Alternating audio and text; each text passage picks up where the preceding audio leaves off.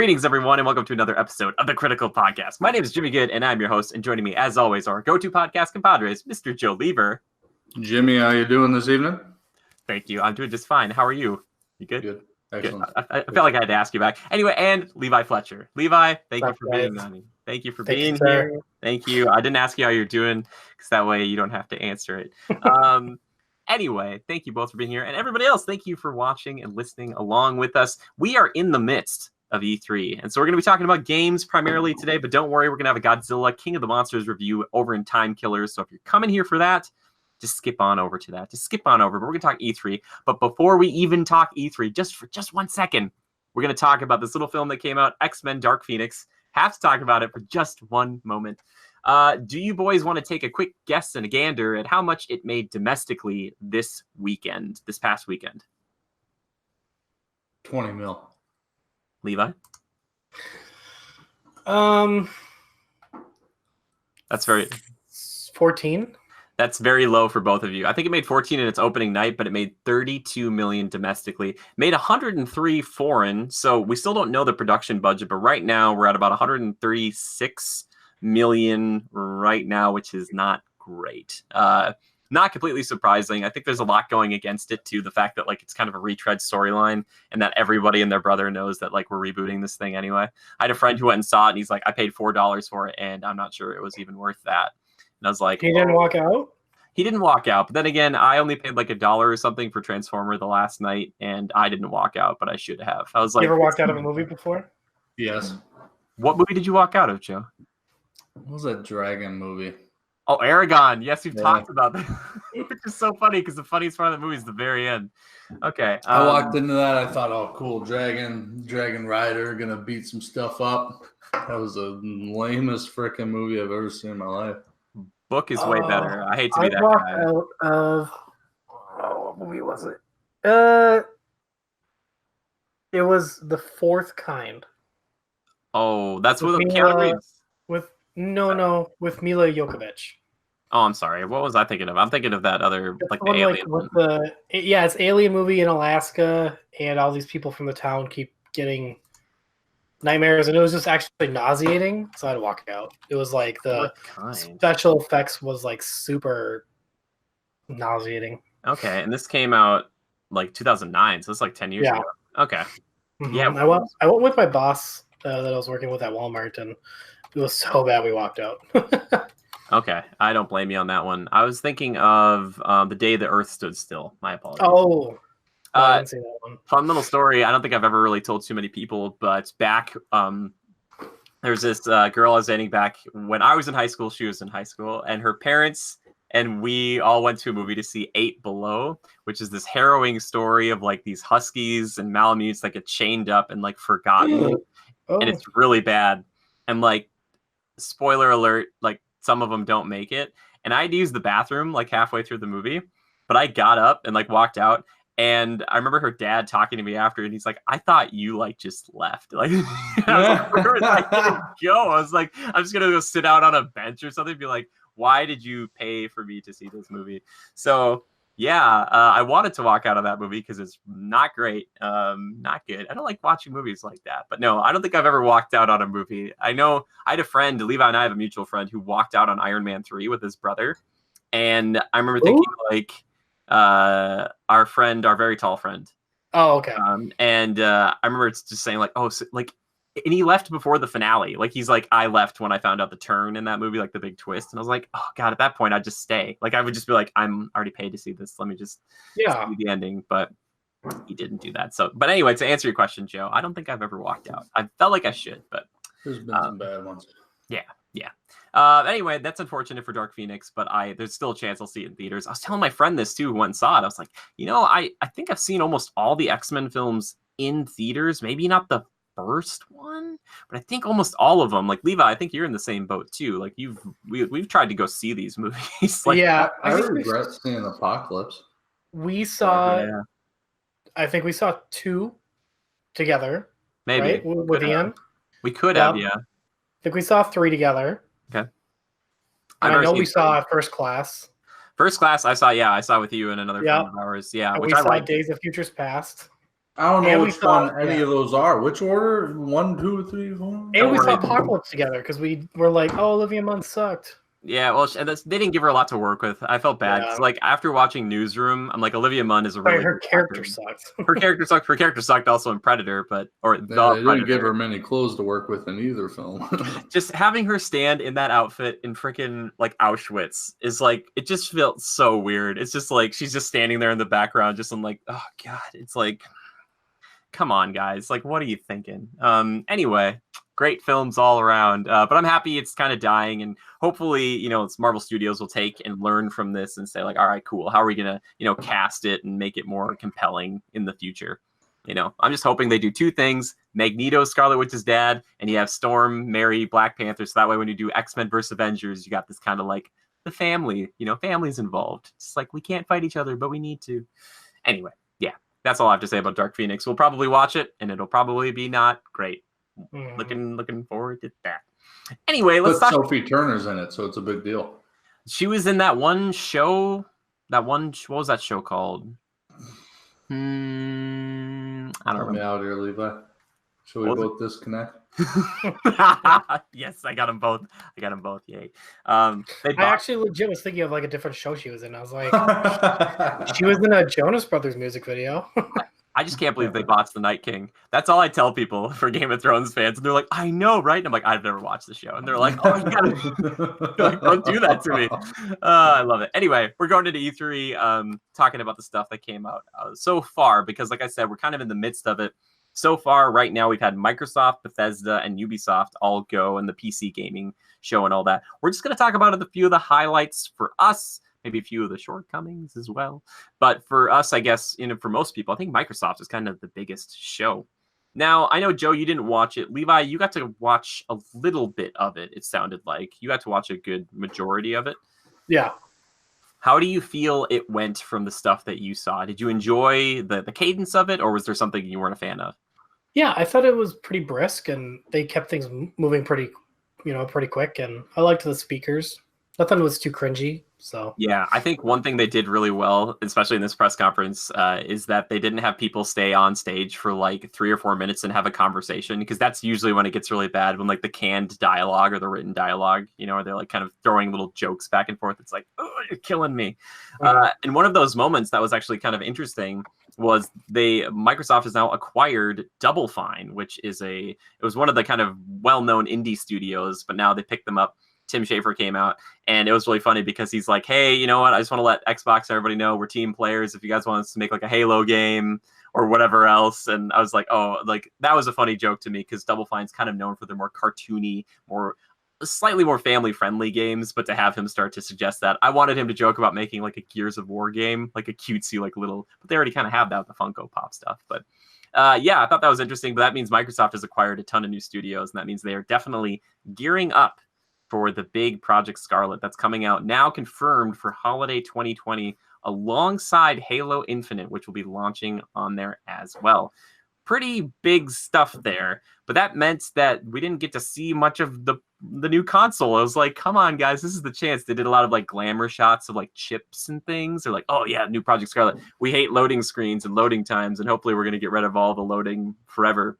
No more loading. I was like, it sounds really good, but we didn't really see much about it. So they're still calling it Project Scarlet. I don't know. Do we have a name that we like better, guys, right now? It's not going to be the Xbox 2. Like the Xbox Anaconda. That's still a funny one. I like that. The Xbox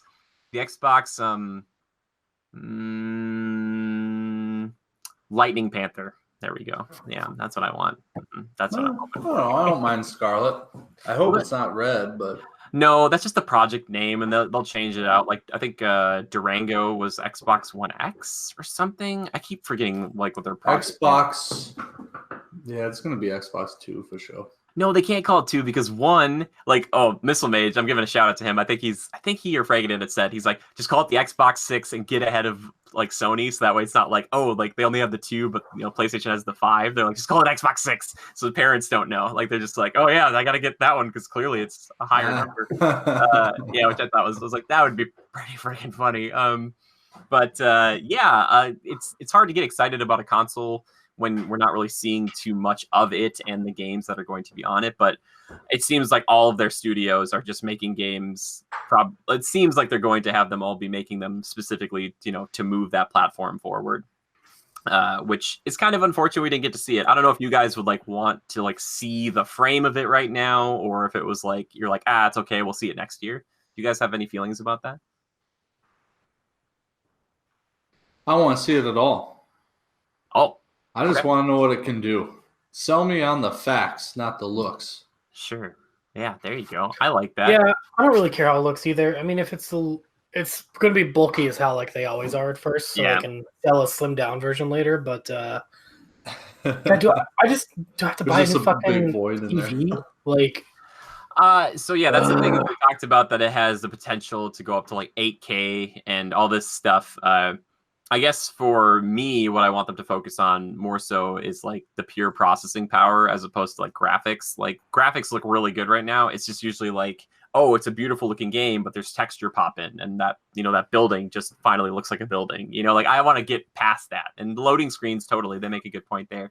But it sounds like they're doing similar things to what Sony is doing behind closed doors. I've heard other people in our community kind of say hey, that's very similar to what Sony has been cooking up and working on too. We just haven't seen it yet. But yeah, I don't know. I'm interested, and I thought this was a great chance for Microsoft to kind of step out and be here's our new console, but they're not going to do that. So either A, they're going to save it for next E3, or B, they'll do kind of a reveal a little bit before E3, and then they'll just do games the whole time for their E3 press conference next year. Wait, so we got to live with this Xbox One for a whole nother year and a half? Yeah. Is that a problem? Get an Xbox One X, I guess, then, Joe? I don't know. Hell no, I gotta just scratch by for another year and a half. That's fine. I get it. Start saving your pennies. It's going to be $700. Just start saving away. Yeah, better give that old Xbox One a little tune-up and brush the dust off. Well, there'll probably be two different versions. There'll probably be a discless version and one with a disc. So the question is, will they do a $399 or will it be $499? It probably is, from what we've talked about. It'll be a storage thing. It'll be, dude, totally. It's going to be if you want the $399 version, it comes with a 1 terabyte, but for $499, it's 2 terabytes or 3 or something like that. It'll just be some weird, just like cell phones, right? You're totally right, because you want the one with the larger hard drive or the more processing power or something like that. This one has a little bit more RAM or something like that. I don't know what any of that crap means, but you know what I'm saying. Yeah, I know what you mean. We do need to talk about the games, but right before I get to that, they announced the Game Pass Ultimate or whatever it is. It's nuts. So basically, now they're doing, if you want Game Pass, Xbox Gold membership, and Game Pass for PC, it's all for $14.99. And right as they said it, it hit in my mind. I was oh God, this is their Netflix. I was it's their streaming service. I never had thought about that before as being their paid subscription service that's working for them. And now everybody else, Ubisoft announced one today themselves just for PC. And I was just oh God, everybody's going to do one of these for $9 a month or $10 a month, you can stream any of these 100 games we have or whatever. I was just oh God, here we go. That seems like a crazy deal, to have that. I didn't do the numbers yet or the math to see if having that Gold and Games Pass for just your Xbox, if that would be worth it. I think it would be, because I think it's $10 a month for Gold, and $10 a month right now for Games Pass, right? Sure. I think that's what it is. I could be wrong on that, but that means you're cutting out $5 if you wanted to do both. But yeah, I just spent $60 buying a whole another year of online. So it isn't. I apologize. So it's not $10. So it is. It's $5 then a month for Gold if you buy the full year. So that's maybe where they're trying to get you. Is it would be 15, but then you it's $10 monthly. Okay, yeah, gotcha. Yeah, gotcha. So I was I'll save half. Exactly, by the full year. Yeah. Mm-hmm. So I guess in a sense, depending on how you look at it, that's what they're looking for. But anyway, I thought it was interesting, kind of crazy. Too many subscriptions, man. Just think. I know. Not only do you have your monthly bills like your car payment, your mortgage, your insurance, all that stuff, but now you got to pay for not only your internet, which gets you all of these things. Yeah. Step one, cable if you got it, which, let's face it, there's so many subscription-based things. Why pay for cable? And you got like 30 subscription things, and you can't keep track of half of them. Like right now I'm paying for Netflix. I haven't touched it in over 2 months. And HBO Go I watch every couple weeks. And then I've got Hulu, which I watch all the time. I mean, geez, old Pete. Now all my games are going to go from, okay, one price. You know you like this game. You spent $60 on it, but you're going to play it for a few months, get your money's worth. $60, or would you just rather pay all year long for unlimited? I mean, sure, I guess. I worry that everything is going to be subscription based one day. It's just like monthly charges all the freaking time. Yeah. At the end of the day, you end up spending so much freaking money without even realizing it. Yeah. You know? Levi, what do you think about this? Do you have the same feelings? What? Do you have the same feelings kind of as Joe here? Is like if you have all these different subscription bases that eventually you're just going to be like, oh my God. Yeah, I've had to Can't go keep through track. prune some. Like, I know some people are like ganging up now. So like if you have a Spotify premium, you get Hulu with it. Yeah. So I don't know. I can't afford it all. God damn it. Yeah, no, I don't know if anybody can afford it all. That's another thing that reminds me too. That so, for instance, Swamp Thing, they're gonna finish out the 10 episodes for that DC like universe, like that streaming service. But which looks really cool. They canceled it, so don't worry about that. Freaking A. Just 10 episodes because apparently it was some budgetary thing. Apparently North Carolina. I was just hearing about this today on the Weekly Planet, but they're saying that like apparently that group thought they were going to get a bunch of like rebates or a bunch of money back from the state from shooting it there, but apparently they're not. So they cut 3 episodes and now they're canceling altogether. But WB is launching their own streaming service alongside. It has like HBO bundled in. So there's a chance that like the DC universe stuff might close down and just be part of that WB subscription, because like right now it's like, it just like, I think WB by itself is going to be like $14 a month or something, or $16 a month. And that's already over. Does like Warner Brothers own HBO? Is HBO an own corporation, or are they their own thing? I don't know. That's a really good question. I've never thought about it. I thought they were their own thing. Let's check it out. Who owns HBO? Question mark. Yep, they do. Apparently Warner Brothers does. I think it says Warner Media. It's a part of Warner Media. Wow. Or Time Warner. So yeah. To answer that question. But so we'll never see Swamp Thing hit the TV. We will see it hit the TV, but only for 10 episodes, and then it's going to be done. Which apparently it's oddly erotic too. I don't know. Seems like a weird show. You think someone will pick it up? Swamp Thing getting crazy. I don't think they can pick it up, Levi. I know what you mean, but I think that like if it does well enough, then there's always a chance that like they could make more of it if they wanted to. They cancel things all the time, but they could bring it back. Move it to Georgia. Exactly. Hulu will pick it up. No. Yeah, which is crazy. Anyway, I just want to talk about Game Pass for just a second there, because I thought it was so fascinating to see how Xbox is still progressing with this and people love it. They just announced that like Metro Exodus, which just came out, is also going to come to Game Pass, and then like Gears of War 5 will be on Game Pass. So for us, like if you're interested in it, why not just pay? Those 4 titles they were released that day, weren't they? So was the it Anthem Collection, Metro Exodus, and then it was like Arkham Knight? Yep. And another one.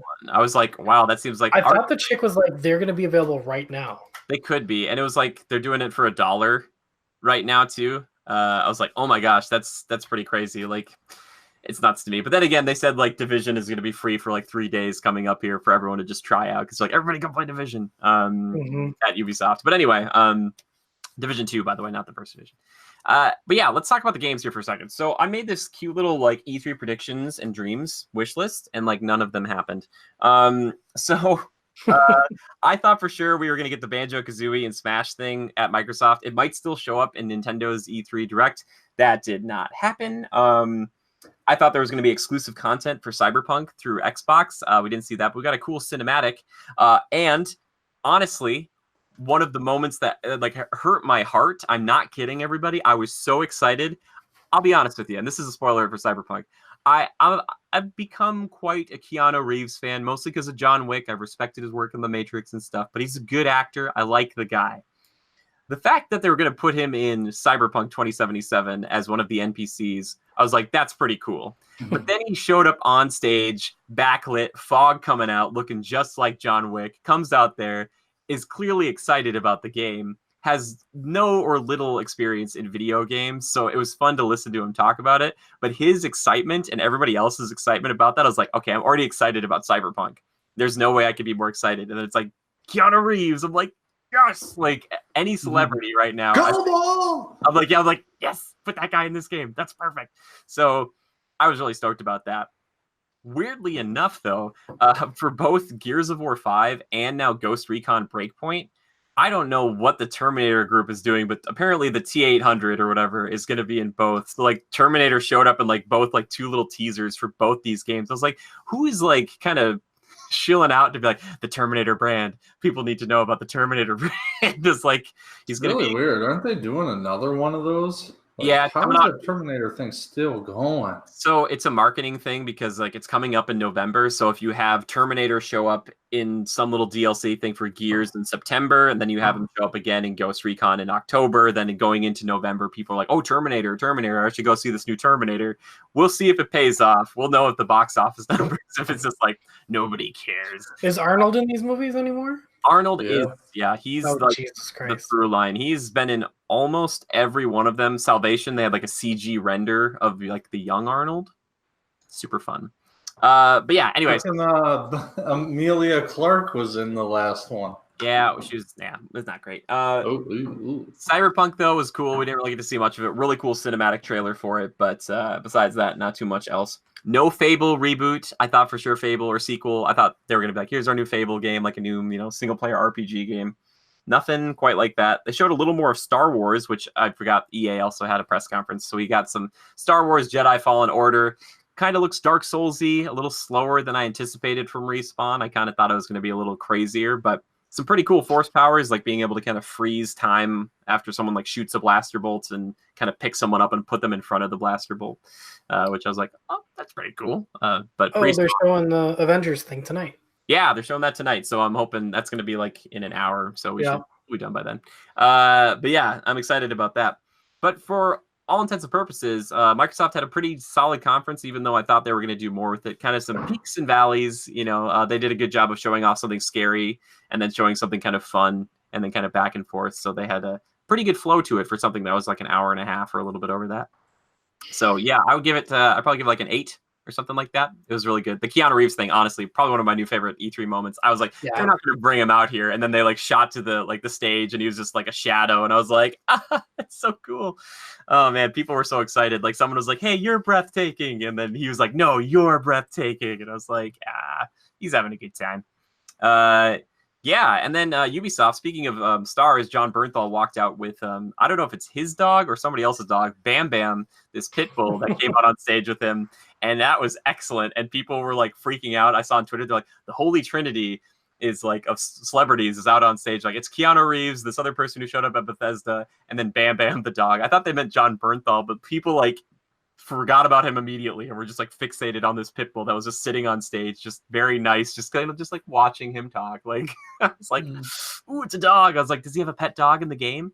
But we got a little more Ghost Recon Breakpoint stuff at Ubisoft, but it was just CG. Like almost all the stuff between Microsoft and specifically Ubisoft was like all CG stuff. Like it wasn't a lot of gameplay. It was kind of unfortunate. I wanted some more demos and things, but like they just weren't showing it. And I think a lot of that's because of that Breakpoint special event we had, the other day, or not the other day, but like a few weeks ago, where it was kind of like, oh, we'll do an hour Breakpoint and then we'll do other stuff here. But yeah, before we completely leave Microsoft, Levi, was there anything else you wanted to mention about it before we jump to Ubisoft here?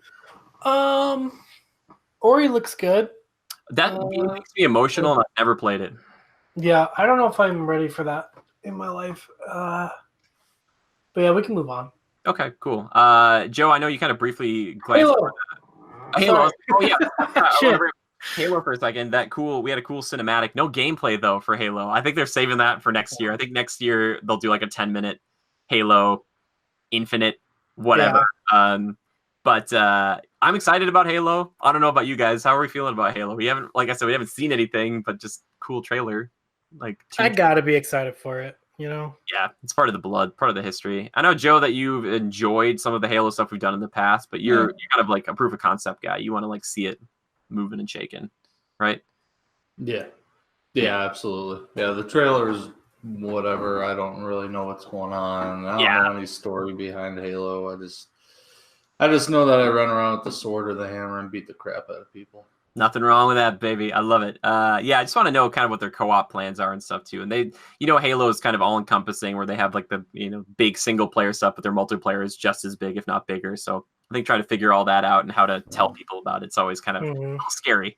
Also, I forgot Gears of War. They talked about a new 3-player co-op mode where you have to like go in. You're part of this group of called Hive Busters, where you're like supposed to run into a place, like set this like poisonous bomb, and then run out, try to escape with your lives. I was like, oh, this seems interesting. And they had this cool, like crazy, creepy stage set up underneath the stage at Xbox. So they have like people like in this place with all these pustules around these TV screens and stuff. I was like, this is pretty cool. It might not be a great game mode, but maybe it'll be sweet. And the trailer for it was ridiculous because like it was not very Gears of War. It's just like them running around and just killing everything. No cover really at all. But yeah, Gears of War 5 itself proper had a really strange trailer where it's just like the main protagonist and like her face would like scream off to the side and it would be other characters. It was interesting, but kind of bad. I don't know. But anyway, Microsoft, I still give them like an 8.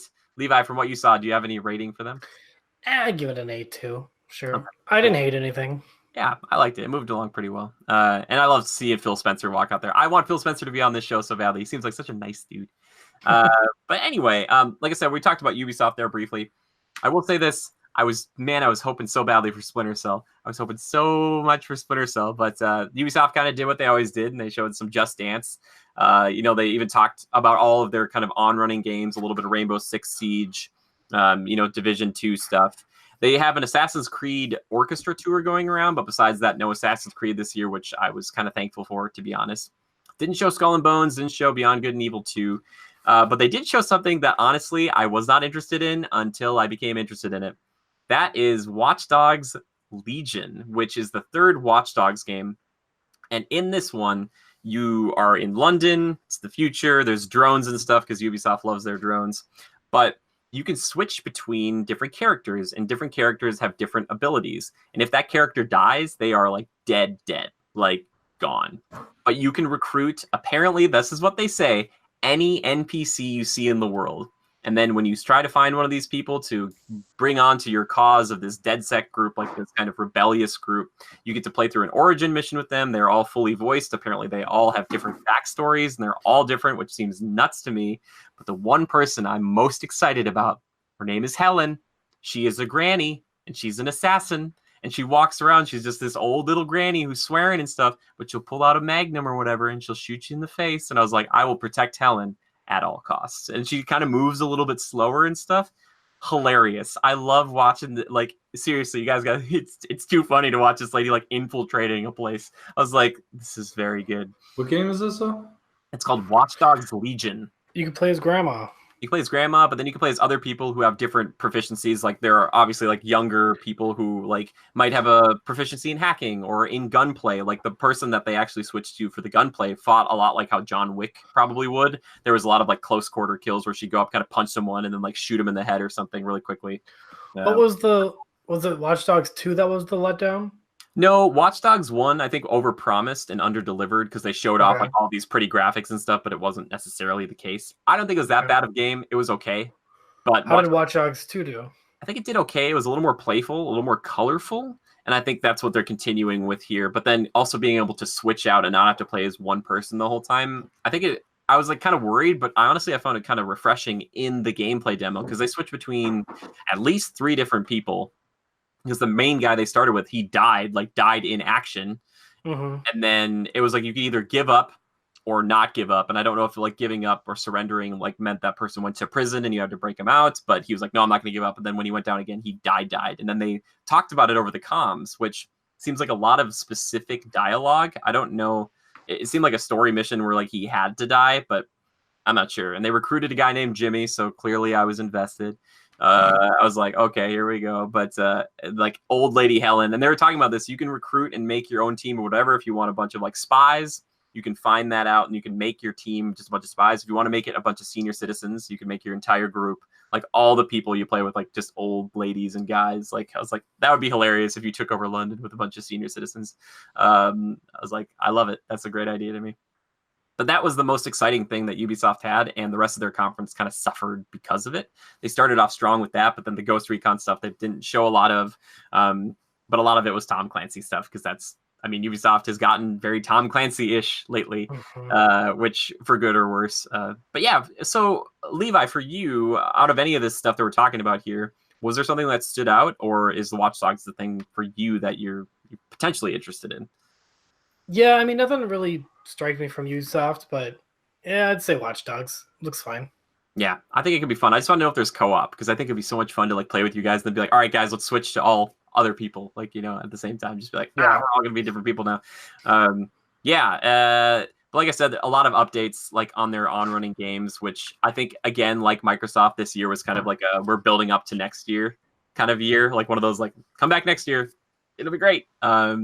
And they kind of had a stinger at the end with this thing called of Gods and Monsters. It looks kind of like a mythological game, but we didn't really see much of that. And it just kind of was almost a whimper to end with. I was kind of hoping for a stinger with Splinter Cell. I thought for sure the darn freaking Trinity or the Tri goggles was going to show up, and it didn't. I was like, you're killing me. Just even like they showed Sam Fisher in a mobile game where it's like Sam Fisher's in it.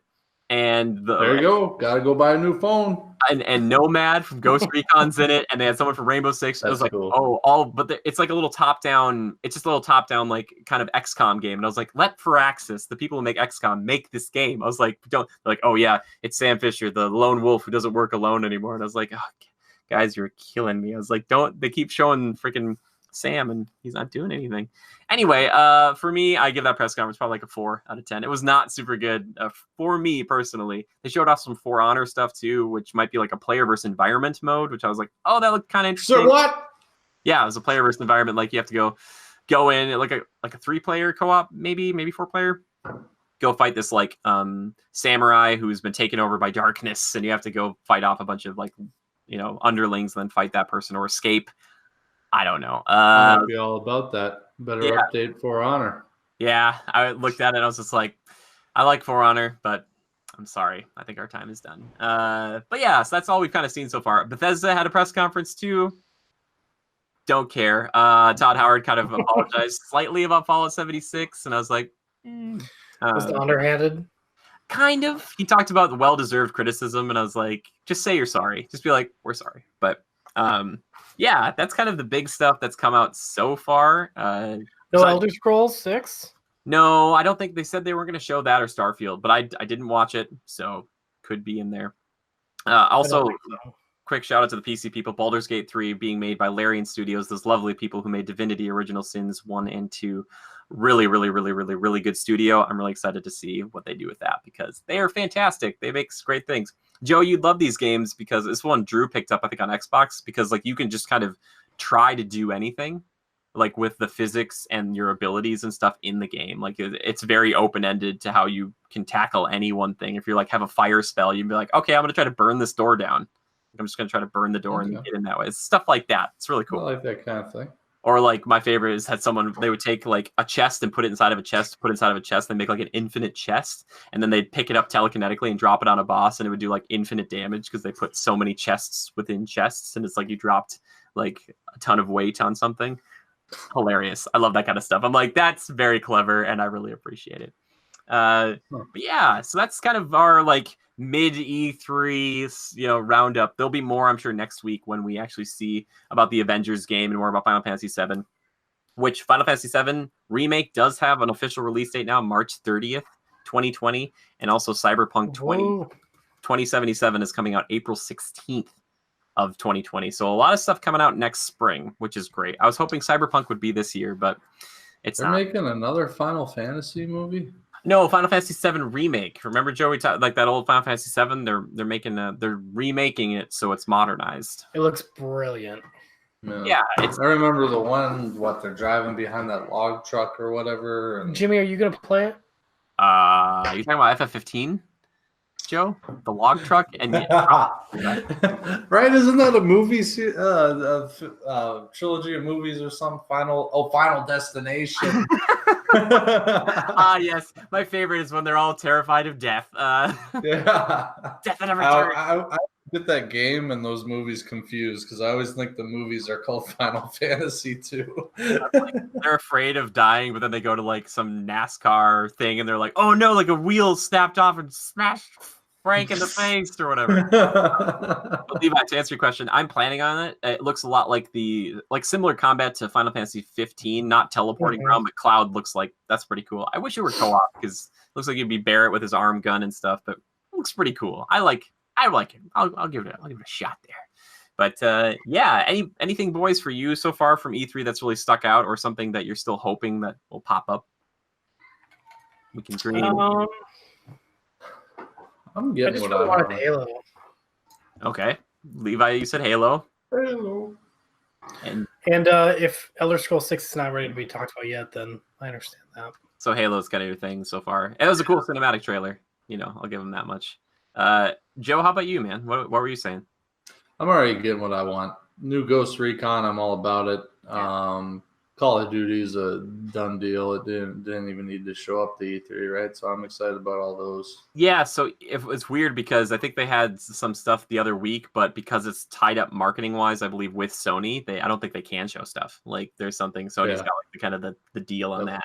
So that's okay. That game is still going to sell well. I'd love to just see the people over at Activision being like, we'll see if this hurts our numbers, but I really don't think it will. It's going to be fine. Indubitably. Yep. We'll just drop it whenever we want.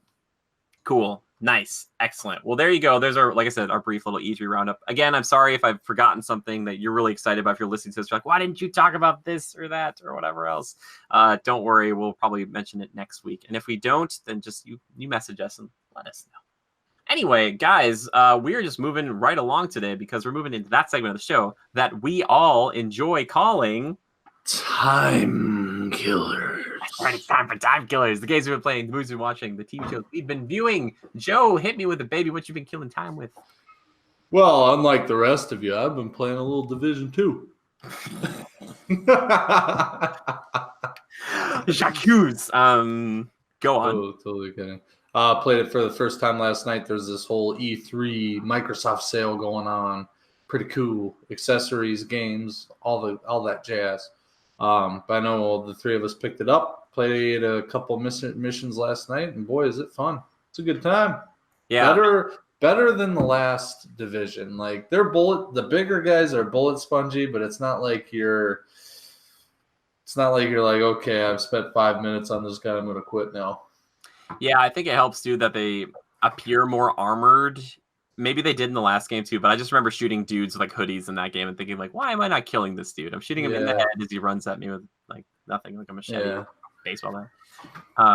Yeah, no, I agree with you. I think it's a lot of fun, and we were kind of having fun. At least for me, it was interesting to kind of mix and match our skills.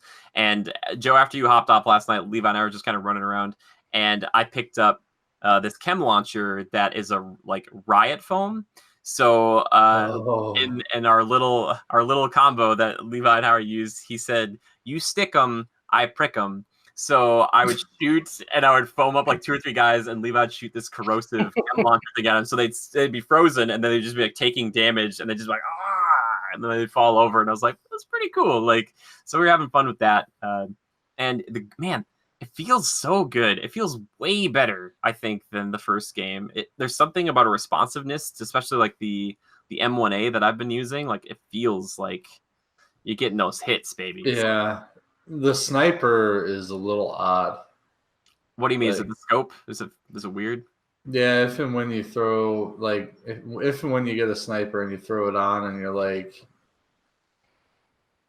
when you go to sight up to ADS, it's like, it's like a really weird action or animation. Yeah, it's like the scope. I don't know. It's odd. So it's not like it's not like very fast to where you can like Call of Duty style it, where it's like, and like the quick scope deal. Good. It's no quick scope. And it's very slow. So if you're sniping like that, you gotta like really set up in an opportune spot and utilize it. But The controls are good. I like the cover-to-cover mechanics. I always liked it, and I think they're even more polished now. I love the whole, you're behind cover, and it gives you an option or previews a route for you. And if you just change your camera angle a little bit, it'll change to a different spot. I love that. Mm-hmm. Sometimes the cover to cover, I mean, it's good. I like it. I don't know that you can do much better, but sometimes I have issues with it where like I'll reload, but he'll stand up after I'm done shooting because I hit reload instead of A again or something. That kind of bugs me, but otherwise, yeah, it's been good. Lots of detail. We haven't even touched the Dark Zone. Yeah. And hell, we've only done 2 missions. Yeah, and the missions are chunky. They are chunky. Mm-hmm. Yeah, they are very chunky, which I appreciate. Levi, how are your feelings with the Division so far? I like it, yeah. I mean, I've been out of video games for a little bit, past couple months, so it feels good to get back in and start playing something. Is there anything in particular that you enjoy about it, or is there like some things where you're kind of like, oh, I wish they could have done this a little better? I like the skills. I feel like they're all pretty different and they're fun. Yeah, I was in it, like I got the flame turret and like it's good sometimes, but if you place it incorrectly, like I do many times, it does like nothing. But Joe is smart and got like the homing. You got like 2 homing things. You have like the homing seeker mine and then the hive one where just you throw it out and it's just like shoots off a bunch of little missiles at people that just go find them. But it's like set it and forget it, baby. Seeker mine grenades and the hive with the little it deploys like miniature drones that like seek out people and it like distracts them and they're like getting hit by bees essentially, but it does decent damage as well, so it'll really distract the enemy while you're trying to kind of navigate the area to get in better position. It's cool. Well, and I appreciate especially Levi picking up like the first skill he picked up, the healing, and like there was a few times where he would kind of throw that down and like revive one of us, but like or we could just sit in it and you're just kind of constantly getting healed. And it was so nice because it was like, wow, you can tell how big of a difference it makes in that moment too. Because you're like, wow, I was going to go down like 3 or 4 times, but I definitely didn't. So Levi, thank you for picking up the healing thing for us, at least to start off with. We'll see if he's a team player, that one. He's a team player. Well, he was talking about like healing. He was like, oh, maybe like if Joe gets a shield and we can get more stuff to like balance and kind of like use skills based around that to just throw on you, Joe, or like getting like a drone that just the one that like the defender one that would like knock off bullets if you're using the shield. Cool. So it'd be over to the top of you while you've got that shield out and then just like stopping bullets. It's like, oh, that'd be kind of fun too. I actually think I'm gonna rock a shield, riot shield. I'm gonna run in there, bashing people in the face. I'm just going to call for heals the whole time. Levi, heals! Heals! Heal me. Boost me. Boost me. Top 3 in the world, baby. I'm top 15 in the world. Evolve. It was not hard. Yeah, most deaths in the world. That'll be what's going on. Yeah, exactly. Levi's like, I'm not doing this anymore. But yeah, and another thing too is like, I think the 3 of us really did a good job of like adapting to tactics on the fly. Like Joe hopped on like a minigun for a second and like I held like a left flank and Levi ran and held like the right flank because you get a lot of smart enemies who will fall back and try to flank you. And it's really nice to have friends who are like, okay, I got this guy behind you. Just keep doing your thing. Like I was like, where's the challenge? And I was like, oh shit, there it is. Yeah, there's a few times we like last night too, Joe, after you left, we ran into like 2 armored dudes and a bunch of like little guys and they kind of took us out. And it was like, and then we came back to that scenario and we're smarter about it, not so gung-ho, and we took it pretty easily. But like that first time I was like, oh yeah, if you get in and amongst it, because they'll spawn dudes behind you and stuff, you're like, oh crap, like that kind of sucks. Like but it just makes you a little more battle aware. But yeah, I'm digging it too. I've been itching to play it all day. So there's a common time killer for the 3 of us. I know, which is rare. Levi, have you been killing time with anything else besides the Division 2? No, I'm still wrapping up FF9 and still watching Smallville. Nice. What? Yeah. This is season.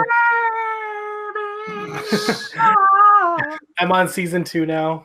I love that show. Dude. There's nostalgia to that show. Oh my gosh. Like those are the years, like it's so weird. Like no, stop, Joe, don't do it. Stop. I asked Levi about this. I did not ask you. He's just gonna be like, I remember that time on the farm and Mark was on the farm and we were both on the farm. I'm glad I got Joe. Levi, we're moving into my time killer. I'm just doing this because it's gonna 2-hour podcast. And like, well, hold on, Jimmy. No. We're vetoing it. So, ladies and gentlemen, this is my Godzilla King of the Monsters review. Look how tiny Godzilla is here, isn't it? It used to make a noise when you press this button in the middle of his chest, but I'm just saying, I think Clark Kent, even back in the Smallville days, could beat the shit out of Godzilla. I'm sure he could. I saw Godzilla King of the Monsters by myself, and it was fine. Kyle Chandler, our boy Joe from Bloodline, was in it, or Bloodlines. Yeah, I knew that. Yeah, he's good. And I'll be honest, I thought 11 from Stranger Things was going to be way worse, because I want to talk about the humans first. She was actually very tolerable and very wonderful. And I was like, you know what? Wonderful, even. She was just normal. Like, I thought they were definitely going to play into the whole, like, kind of be weird like you are in Stranger Things. She was just like a normal kid who was trying to make things work between her parents. But the movie was pretty straightforward. The villains had that classic, like, humans are a virus, and like, what is the world going to do? The world, brings out a fever to take out the virus or whatever, which are the Titans. There wasn't as much monster action as I would have liked, and I think the scale was kind of lost. Like the Gareth Edwards one, you really feel how tall these things are, and this one didn't have that as much, but there were some pretty cool moments. And I am a really old school Godzilla fan. I used to watch these like movies as a kid, and I would skip over all the human stuff just to get to the monster fights, and I kind of want to do that with this movie a little bit too. But the 4 monsters we have here, again, full spoilers. I'm just flip the spoiler switch. We've got Godzilla, King Ghidorah, a 3-headed alien dragon, Mothra, big moth, and Rodan, a big kind of pteranodon-esque looking thing. Some of the coolest monsters, in Godzilla mythos, at least to me. The fights were pretty good. I will say there was some weirdness with King Ghidorah, the 3-headed one. It kind of had some CG that looked like it came out of Gods of Egypt, or it looked like it was kind of like low budget CG when they got like close-ups on its face. It looked like the monster design. I don't know if you guys have seen them, but like when they zoomed in on it, it was like, ooh, like it was a little too, like, it didn't look natural like Godzilla did, or Mothra looked like they were actual things, but it was from space. So, and I kind of knew that coming in. And as a big fan of this franchise, how do they explain that?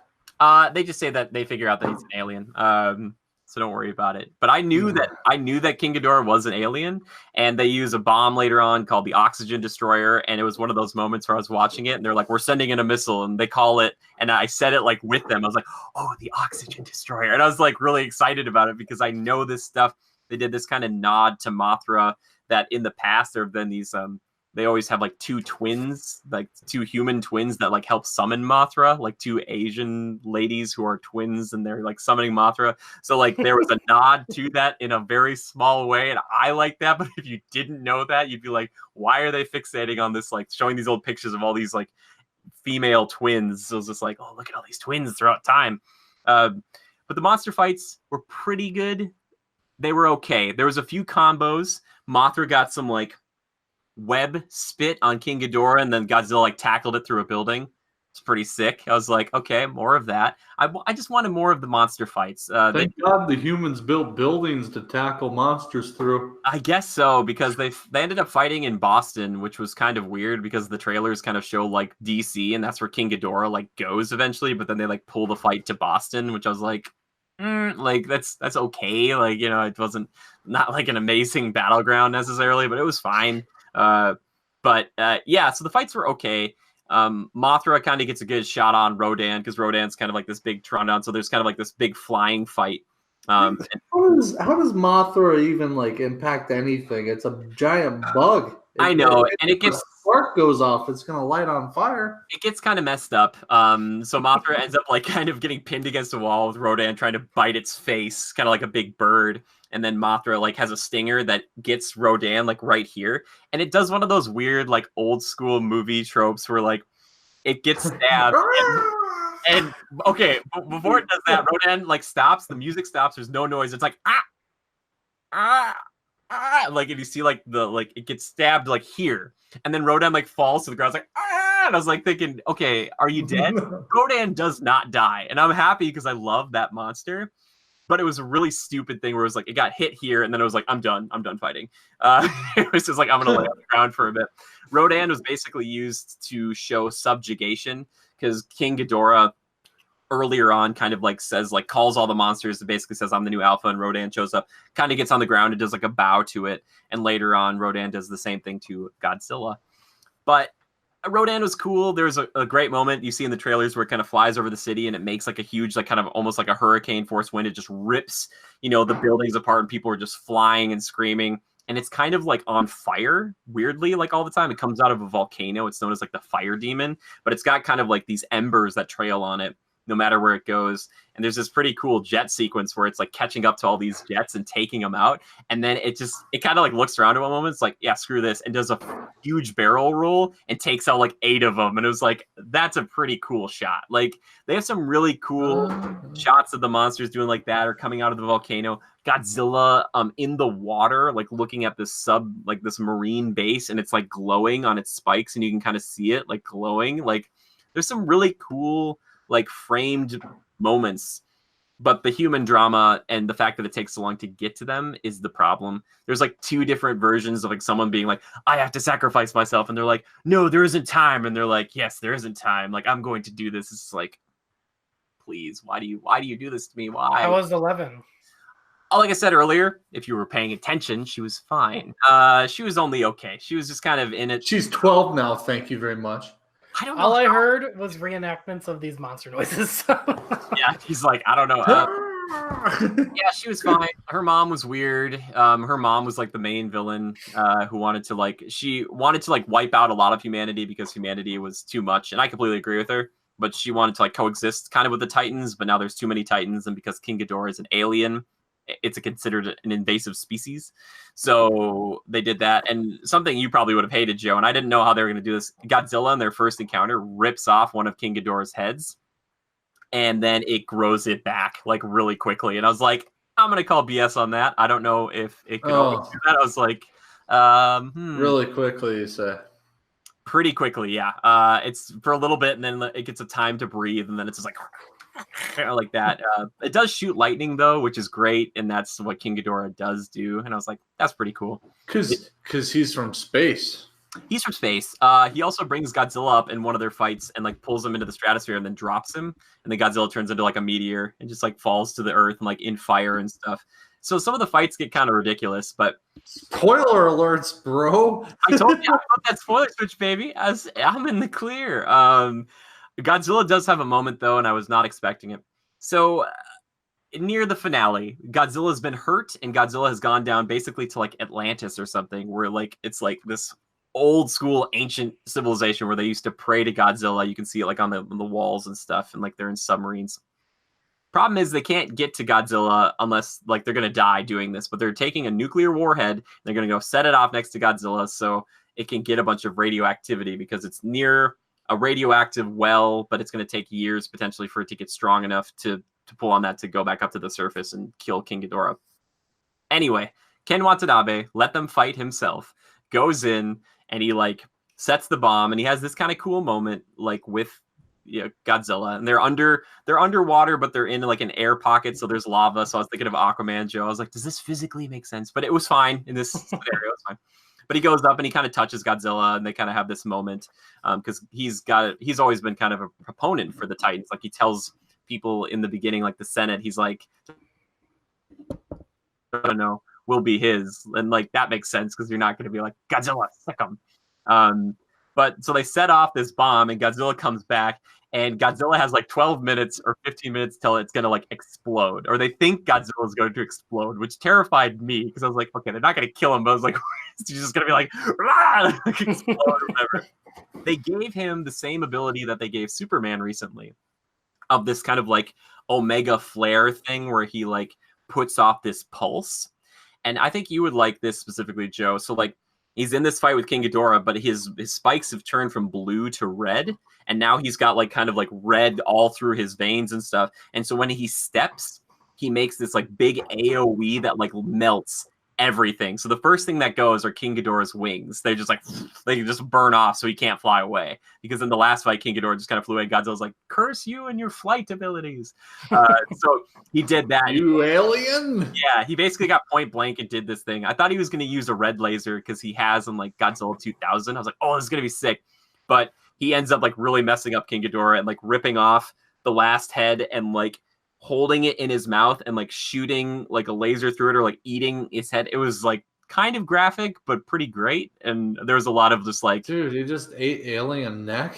Yeah, Godzilla does not care, man. Salmonella, man. Yeah, but Mothra does die in the whole fight and actually kind of gives Godzilla like a second win. So all of this kind of culminates in this crazy moment. But at the very end, Godzilla is literally the king of the monsters. All these other titans who have sprung up around the world have shown up. Even one of those old Mutos that was from the first movie shows up. I don't know if it's a new one or if it's one of the old ones that didn't die, but I think Godzilla killed them both. They all come up and they kind of subjugate, and Godzilla is kind of like standing amongst all this rubble. A really cool shot of him just being like, "Yeah, I'm the freaking king." Like you're just kind of like, "Yeah," playing like his old. So humanity's destroyed now. Or... No, humanity's still around. They have a big flying base, kind of similar to Shield, but they kind of hinted a lot at King Kong, and they're talking about like, "Oh, this fight is maybe going to be brought to Skull Island, where King Kong is going to fight Godzilla there." Maybe it sounds like. But again, they have to make Kong way taller, and they also have to give him something special because in the 1962 version of King Kong vs. Godzilla, Godzilla messes Kong up really badly, and then King Kong's down on the ground, and King Kong gets struck by a bolt of lightning, and then gets taser hands, and so he like slaps Godzilla around. Oh my god! This sounds like Power Rangers. It's exactly Power Rangers. They fall into the ocean, and King Kong gets up and like swims away. So it's like King Kong won, but like, did he win? Like he did. Like I don't know. I remember some sort of jaw breaking. I don't know. Anyway, so I don't think they'll do that again because it's literally just a random bolt of lightning just hits King Kong on the ground, and King Kong's like, "Ugh, like I'm back." He's like, "I got taser hands." So I don't know if they'll do taser hands again, but one can only hope. That being said, I'd say King or Godzilla King of the Monsters is probably like a 6.5, maybe 7 out of 10. I'm a big fan of the franchise. The old music was How many times is Bryan Cranston in it? Nope. What? Yeah, he died in the first one. Spoiler. Yeah. Go watch it. I thought you saw that one. Didn't we? I did. I saw it with you. No. Godzilla uses them as a toothpick. What? I saw it with Joe. Yeah, Joe and I saw it in theaters. We saw it in IMAX. Who did I see that with then? Not me. My only good experience in IMAX, by the way. Yeah. So I remember seeing Godzilla ramp up. Are you sure we didn't see it also? You didn't see it twice? I don't think I saw it twice, but I could have. I don't know. I think you did. I wouldn't see this twice. I'll be honest with you. But again, I like to skip just to the monsters because I don't care about the people. Like I said, I think I would like this one more because of the monsters. I think, Joe, you'd like it too. And some of the monster designs, like I said, King Ghidorah, just the face, the snout's a little weird to me. But like Rodan and Mothra looked really cool. Like Mothra looked like a moth. Like for the first, I was like, that's pretty cool. But which in my mind, I'm like, that damn moth. I mean. Yeah, it's like but some people have like a big emotional connection to Mothra, and Mothra is still pretty sweet. And they have this kind of like, they have this moment where like, oh, Mothra, queen of the monsters, and like, oh, does she and Godzilla have like a thing going on? And like one guy says that, but someone else is like, no, it's a symbiotic relationship. They're both like at the top of their food chains, and they would just want peace. Like they work together because they're like, hey, like, what does Mothra eat? Pollen? Wait, no, moths don't eat pollen. What do moths eat? Moths eat other moths. Do we want to take a Shut guess? up. No. Anyway, moving on. I'm actually kind of curious. With few exceptions, adult butterflies and moths eat only various liquids to maintain their water balance and energy stores. Most adults sip flower nectar, but others imbibe fluids from sap flowers on trees, rotting fruits, bird droppings, or animal dung. So I would imagine that Mothra's like, hey, Godzilla, you eat and kill whatever you want. I'll take the leftovers literally. Like, I'll lap up the poo. Or the blood. Maybe Mothra's like a blood drinker. Mothra's like, excellent, yes. Could be. Beautiful big wings. It's like, yes. Yeah, usually Mothra's got like a stun spore. Okay. So did you do a review? This is the review.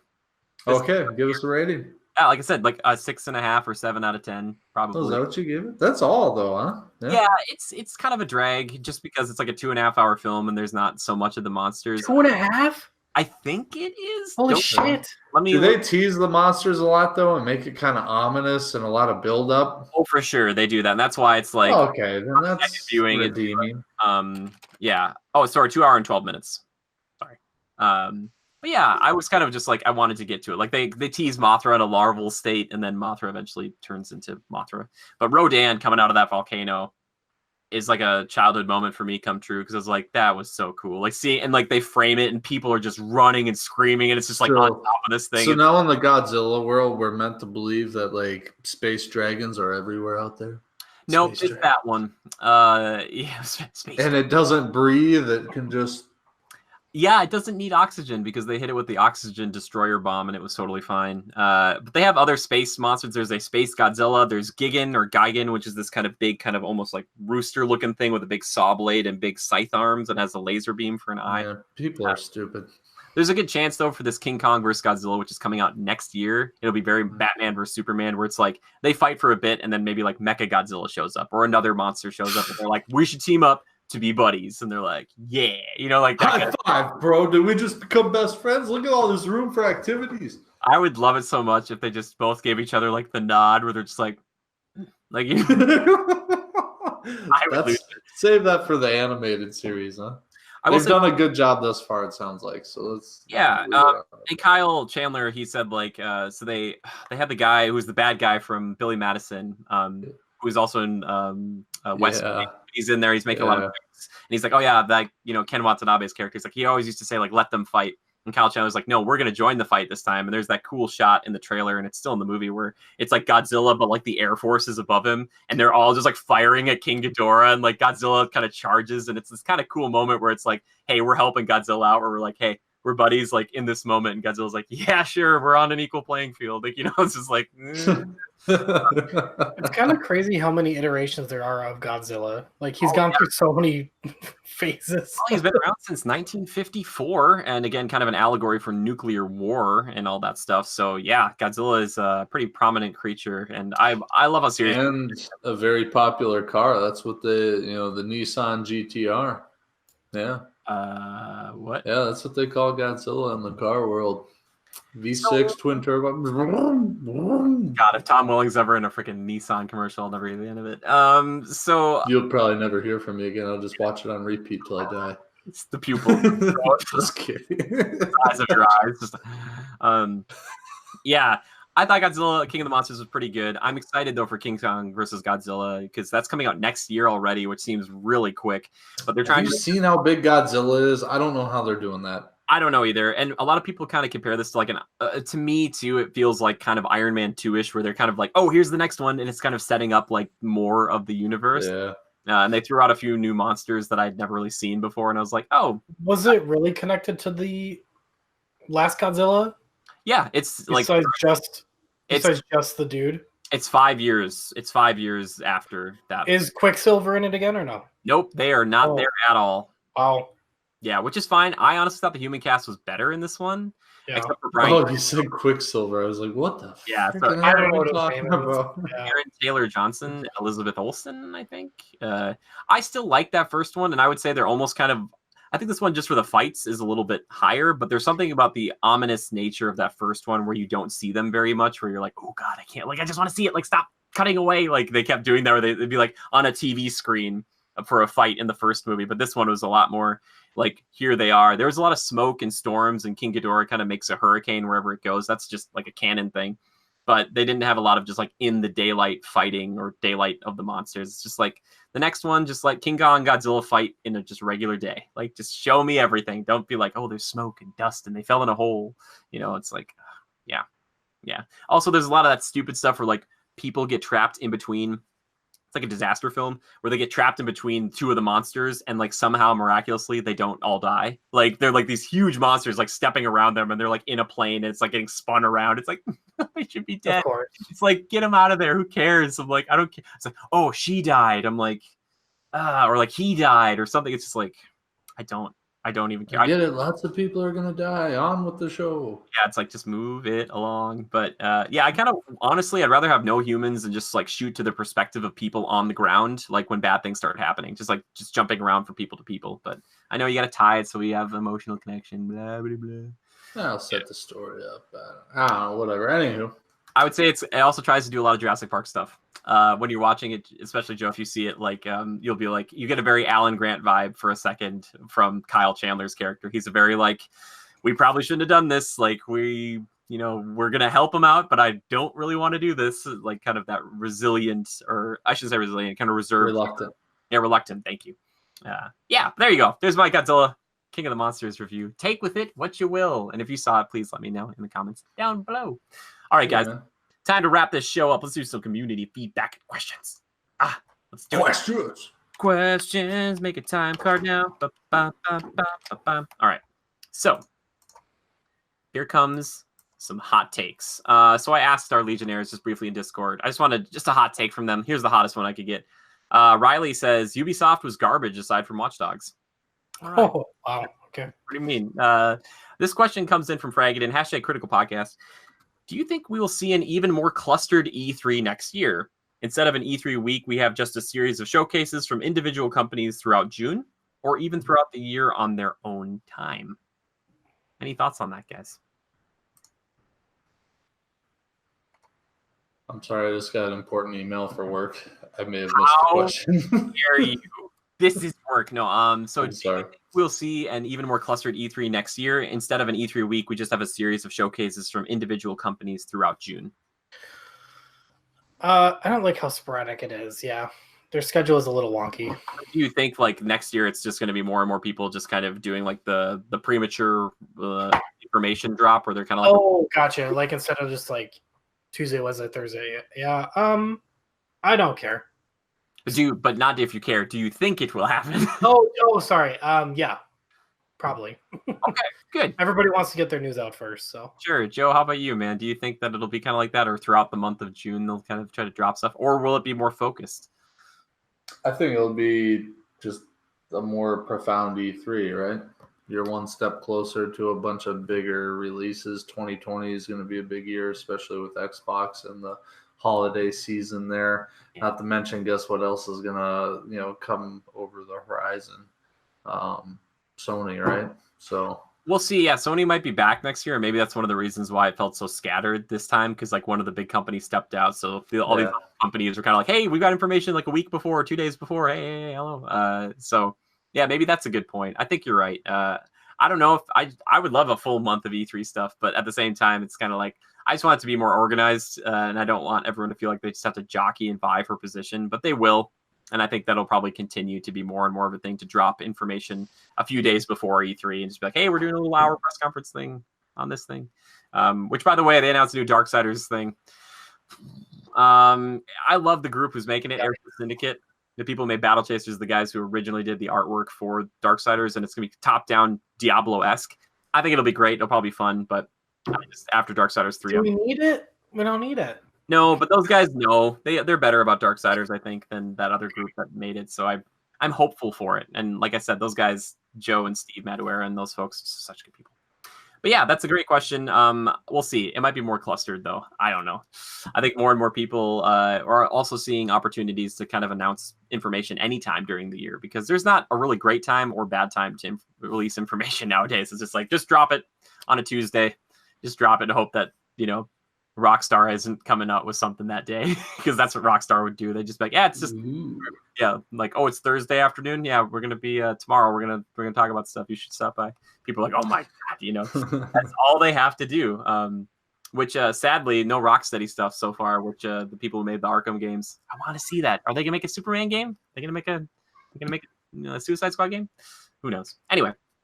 We'll wrap up the show there. Thank you, everybody, for tuning in. If you ever have a question or topic for us to cover here on the show, please tweet the hashtag Critical Podcast to any of us. You can tweet at our official account, just Go Critical, or me personally, I'm a JimmyGood013 or JimmyGood013. If you'd like to tweet at Mr. Lever, they can tweet at Lever_627. That's Lever just like Beaver, only with an L. And if you want to reach Levi, you can tweet at I wasn't ready for that. Levi Fletcher. I was not going to say Lever. Yeah. Levi, how do you spell that? Levi like the jeans, Fletcher. I like it. Yeah, just so they know. Also, our hashtag for this week will be hashtag E3 versus Godzilla. Who will win and who will die? There'll be just a couple of buildings versus Godzilla. I'm going to let you think about who's going to win that fight. In our hearts, in your heart, who won? That's the real question. Yeah, pretty funny stuff. If you want to support the show, consider going to our Spreadshirt or our Patreon and all of that jazz. We would love $1 or just sharing us with a friend. That helps too. But yeah, thank you, boys. Appreciate you being here, talking about E3, talking about Godzilla. Lots of down the pipeline. Thank you, Jimmy. Yeah, next week we'll have a little more E3 stuff to wrap up with. And then maybe I'll have even seen Dark Phoenix by that time, or hopefully John Wick 3 instead, because I'd really, honestly, at this point, rather watch Keanu Reeves shoot a bunch of people in the head. That's just me. Anyway. Chabra. Yeah, Chabra. Anyway, also, congrats to Bam Bam, the Pitbull that was on stage for Ubisoft. Just thank you for being the best part about E3. It was just so cute. It was so cute. I wanted to hug him and give him all the treats. Anyway, thanks everybody for stopping by. Just remember to adapt and overcome. I'll see you next week. Bye-bye.